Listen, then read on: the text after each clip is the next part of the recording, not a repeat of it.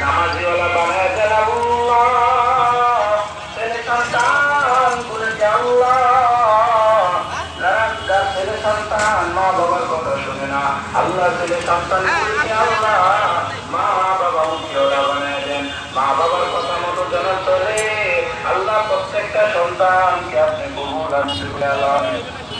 দুনিয়া কালিয়া কোথায় যাইবা বাগিয়া, মরণ তোমার সামনে